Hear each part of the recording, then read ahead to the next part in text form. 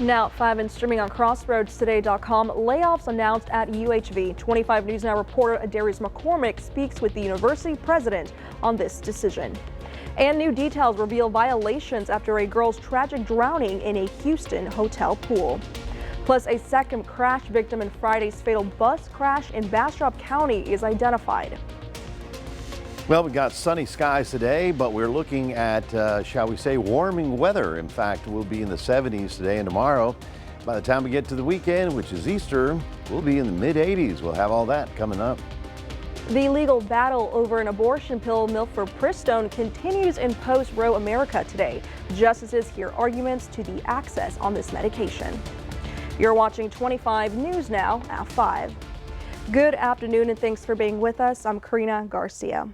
Woodrow Wilson Wagner II wants to represent District 3 in the city of Victoria. He discussed his track record of advocacy and desire to give back to his hometown. He says he has a deep connection with the community. Wagner says his primary focus, if elected, is to give first responders more competitive pay to prevent them from leaving Victoria. We train people here in Victoria. They go to our academies. They are trained and educated. Then they go somewhere else. It'd be nice to have those people say, you know what? Victoria's going to be my home. My wife and my family, we're going to live here. Wagner says his experience in government will help him find solutions for the city. He'll take on April Butler for the District 3 seat in the May 4th election. Now, the University of Houston Victoria faces challenges within their budget as enrollment declines at the university. UHV President Bob Glynn is live in studio to discuss the initial steps of the budget cuts with 25 News Now reporter Darius McCormick. Thank you, Karina. And Bob, we talked about your busy schedule today, so I just want to thank you for coming out and speaking with us for just a moment. We're a public institution. We need to stand in the broad light of day. Yes, and just jumping straight into things, you guys say a reduction in force is included in the budget cuts. What support measures do you guys have in place for those affected by the budget cuts financially and professionally? Right. Well, each of the employees received a 30-day notice, so they'll be paid for the next 30 days through the end of April. We also, thankfully, Dr. Jennifer Kent from Victoria College and Dr. Quentin Shepard from BISD prepared letters in which they listed all the openings at their institutions, and I guarantee that anybody that applied from UHV would be treated as a priority candidate. So it doesn't diminish the sting, but we hope it will help people make a transition and be able to get on. And one of your goals is to reduce the workload of faculty so you can increase their presence on campus. How do you think this will promote student success and even academic quality? Okay. Well, let me make one slight correction. We're not seeking to reduce their load, but we are normalizing the load. So we have some faculty with 2-2 teaching, 3-3, 4-4. We're going to all 3-3. And we're also going to be making a very deliberate move to bring our faculty to the campus.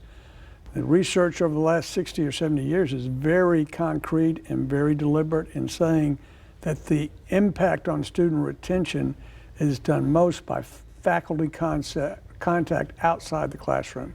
So we're going to very deliberately bring faculty here so they can interact with students as we build the destination here that we've talked about for many years.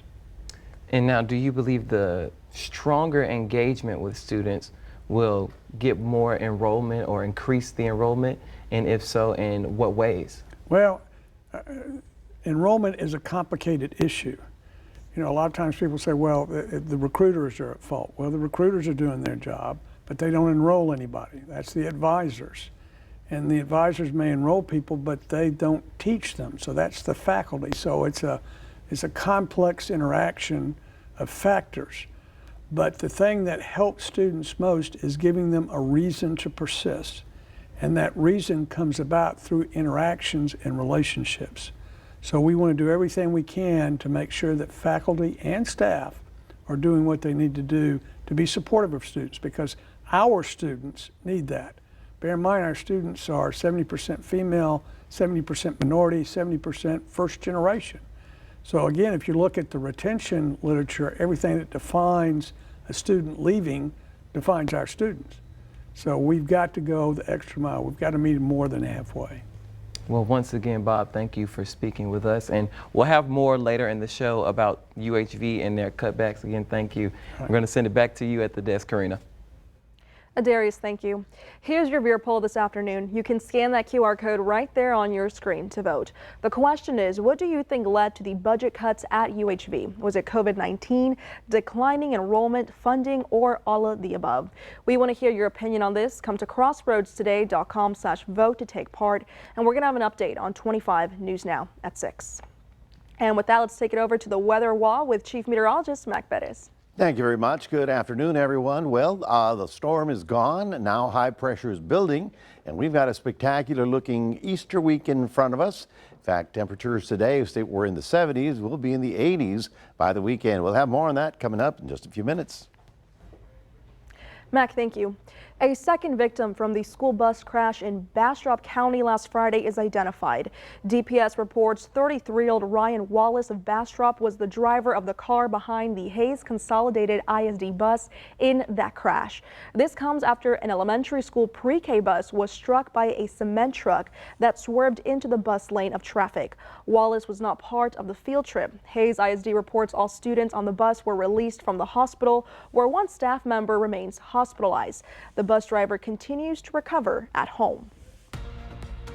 In Houston, we have an update about the 8-year-old girl who drowned in a hotel pool after going missing last Saturday. Authorities say a malfunctioning pipe is to blame. Authorities also found multiple violations at the hotel pool. One person with a nonprofit search and rescue group says the child likely got sucked into the pipe when it pulled in water instead of pushing water out. Authorities drained the pool, where it took 13 hours for a fire department crew to recover the girl's body. The hotel declined to comment, and the pool is still temporarily closed. The Supreme Court is hearing arguments today about access to a widely used abortion medication pill, mifepristone, in the U.S. The justices are looking at whether the FDA legally made it easier for people to use and access the drug. FDA, do your job! 1,000 demonstrators by police estimates on both sides of the abortion rights issue outside the Supreme Court today. Inside, some justices appearing skeptical over the case that would alter access to the abortion drug mifepristone. And this case seems like a prime example of turning what could be a small lawsuit into a nationwide legislative assembly on an FDA rule or any other federal government action. The Food and Drug Administration is being sued by Alliance for Hippocratic Medicine, an anti-abortion group accusing the FDA of unlawfully easing restrictions. Justice is questioning whether the group has legal standing to even bring the case. You need a person. You need a person to be able to come in and meet the court's regular standing requirements. Lawyers for the anti-abortion rights group claim doctors saw an increase in emergency room visits treating women who took the drug. Without question, the FDA's actions have made taking chemical abortion drugs less safe. Jessica Ellsworth represents the maker of mifepristone. They fail to show under any rational legal standard why they have standing to bring this suit. The FDA says mifepristone is safe when used as indicated and directed, with serious side effects exceedingly rare. The FDA approved the drug nearly 25 years ago, making regulatory changes years later, allowing it to be used up to 10 weeks of pregnancy instead of 7, and allowing it to be prescribed by mail. We, on behalf of FDA, think that courts have no business making those judgments. At least 13 protesters were arrested today. Capitol Police say they were blocking roads. A decision from the Supreme Court is expected by the end of June. Perry Russum, ABC News, Washington. Next Friday, that's going to be April 5th, Midcoast Family Services is holding a self-defense class from 6 to 8 p.m. at the Patty Dotson Health Department building. It's free and open to the public with no registration required, but space is limited, so you don't want to miss out on this opportunity. The class will be taught by a 7th degree black belt. Now remember to subscribe to our YouTube channel, Crossroads Today. Hit the like button and click that notification bell. For now, stay with us. Multiple arrests in Sacramento County after a major human trafficking sting operation. Straight ahead on 25 News Now at 5, the details of that operation. Also ahead, multiple crews in Baltimore are searching for missing people after a major bridge collapse early this morning.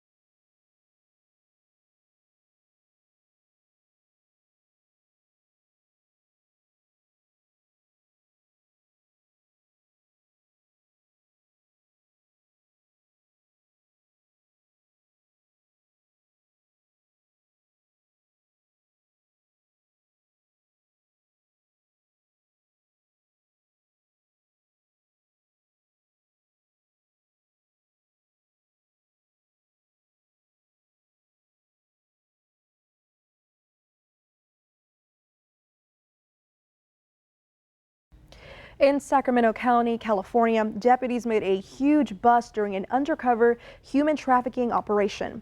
Police arrested nearly 30 people Friday. The Special Investigations Bureau conducted an undercover human trafficking operation targeting sex buyers. A Sacramento County Sheriff spokesperson says identifying suspected buyers is a key part of their strategy to fight against human trafficking. So far, no word on what charges the arrested individuals face, but 22 vehicles were towed as part of this operation. Now, authorities are still searching for 6 people who went missing after the Francis Scott Key Bridge in Baltimore collapsed early this morning. Security video shows the Singaporean flag container ship as it veered off course before crashing into the bridge. Fire authorities reported at least 5 vehicles detected underwater, and at least 8 construction workers had been on the bridge at the time of this collapse. 2 have been rescued so far. 1 is in the hospital in serious conditions. Just as the ship lost power, crews issued a mayday before the collision, allowing authorities to stop traffic from reaching the bridge. No crew members were hurt so far, and the investigation is still ongoing. Now, here's the aftermath of the Key Bridge collapse. Today, President Biden vowed to use federal funds for recovery and rebuilding efforts after its collapse. He said the administration is moving quickly to act, given the importance of the Port of Baltimore to the state's economy. It's my intention that federal government will pay for the entire cost of reconstructing that bridge, and I expect the Congress to support my effort. This is going to take some time. The people of Baltimore can count on us, though, to stick with them at every step of the way until the port is reopened and the bridge is rebuilt. The National Transportation Safety Board launched a GO team to investigate. Now, today is Diabetes Alert Day. The CDC says more than 1 in 3 adults in the U.S. have pre-diabetes, and most of those people are not even aware they have it. It's a serious health condition where blood sugar is elevated, but not yet to the level of type 2 diabetes. And in the U.S., about 98 million Americans have pre-diabetes, and 81% of them have no idea they have it, which puts them at serious risk for other serious health conditions like type 2 diabetes, like heart attack and stroke. Knowing whether you have prediabetes is important. 1 minute, 7 questions is one way to determine risk. You can take the test at doihaveprediabetes.org. Know where you stand. You can talk to your doctor and get a validated blood test to just make certain that you have prediabetes. If you do have this serious condition, the CDC says simple lifestyle changes can help. That includes more physical activity, healthier food choices, not smoking, and managing weight. The agency says keeping track of what you eat with a food diary can help you stay aware of what goes into your mouth and the effect those food choices can have on health. The good news is that prediabetes can be prevented and type 2 diabetes can be delayed or reversed. For Health Minute, I'm Mandy Gaither. Public libraries in the state are using websites and their facilities to address the increasing demand for counseling, housing, and substance abuse services. You can read this Texas Tribune article on our website, crossroadstoday.com. And now here's Mac. Thank you very much. Good afternoon, everyone. Here's your headlines in the weather department for the week. Looking at sunny skies, cool and dry right about now, but it'll be warmer by the weekend, and that's important because it's Easter weekend. We'll have all your weather forecasts coming up in just a moment.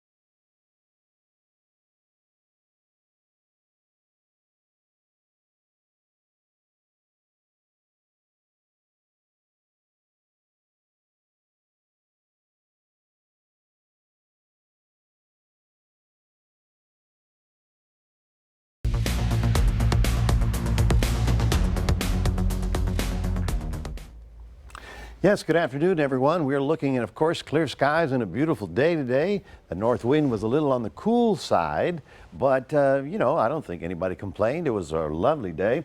We, of course, are looking to see what's happening for the rest of the week because it's a big travel weekend. A lot of people getting out of town or planning on having Easter events. The stormy weather is already gone to the East Coast. If you see that stuff over Midland, that's actually, shall we say, high-level clouds with a little rain in it, but not all of that is actually touching the ground, so not too worried about that system. These are the forecast highs for tomorrow. As you can see, we're looking for about 74 here in Victoria and 76 down in Corpus Christi, 67 in Houston. Of course, the farther north you go, the cooler it is. This is going to be for Tuesday and Wednesday, or rather Wednesday and Thursday. But then by the time we get to about Thursday, we start picking up a strong south wind. That south wind is going to start the big warming trend over much of Texas. I know there's a little green stuff over Texas right now, but I wouldn't worry too much about that. Certainly not this far south, maybe Dallas, maybe Midland, maybe Waco at the most. Now, as we get to Thursday and Friday, high pressure starts building in over the region. And you know, high pressure is basically warmer weather because the air begins to sink down over us, and that causes a bit of warming. And then, of course, when you also add a strong southeast wind, which is what we're going to have by that time, we are looking at temperatures really moving up, actually to feeling very much like summertime. So for those of you that get a chance, tomorrow is a good day to get out there and do a little fishing. The northeast winds that we have today are going to slow down a little bit, down to about 5 to 10 knots. Waves are at 2 to 4 feet, and bay waters are at slightly choppy. So, shall we say, it's still a northeast wind. Not till about Wednesday or Thursday do we see the return of the Gulf wind. For those of you in Port Lavaca, a little bit of cloud cover there in the morning. Otherwise, partly cloudy and sunny. Temperatures topping out at around 70 down there at the coast. And then, of course, for Cuero, we're looking for a little bit of cloud cover in the morning, and then afternoon sunshine with northeast winds continuing to settle down, getting up to about 70 as well. So these are nice, comfortable temperatures. We're looking at about 74 here in the city, and then sunny skies for Thursday and Friday. But you'll notice how by Saturday, Sunday, we start getting into the 80s. There's no real rain for the next 7 days, but as we get into Sunday and Monday, we're looking for mid to upper 80s. It's going to feel a little bit like summertime, so it's going to be fairly nice as we get on into Easter weekend. Now, of course, this is us here locally. You know, Karina, the hurricane season starts in June 1st, and where are we? We're at the end of March. The water of the Atlantic is ready to go.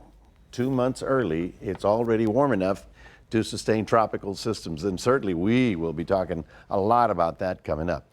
We do have a QR code. We'd love for you to scan that, put Crossroads Today on your phone, and right now we'll toss it back to Karina.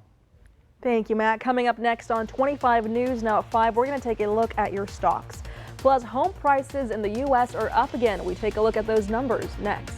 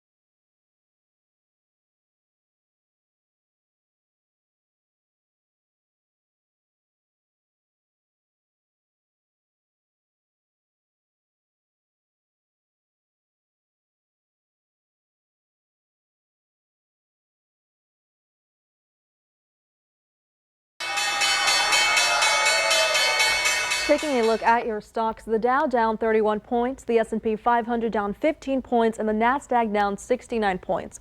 Oil down 33 cents, closing at $81.62 a barrel. Home prices went up in January when compared to 12 months prior. Experts say that's the biggest yearly hike since the end of 2022, and it comes after a 5.6% yearly increase in December. The 30-year fixed-rate mortgage reached nearly 6.9% at the end of last week. Economists predict they'll fall to roughly 6.5% by the fourth quarter. As for renting, February's rental report shows monthly rent is less expensive than mortgages in the nation's 50 biggest cities. And stay with us. We're going to take one last look at your forecast with Mac. Plus, a woman's discovery is now part of presidential history. Plus, here's a look at what's coming up on World News Tonight right after 25 News Now at 5. Tonight, the first criminal trial against Donald Trump. What to expect. Plus, spring snow, freezing rain, tornado threats. We're tracking the extreme weather. More Americans turn to World News Tonight with David Muir, the most watched newscast on television.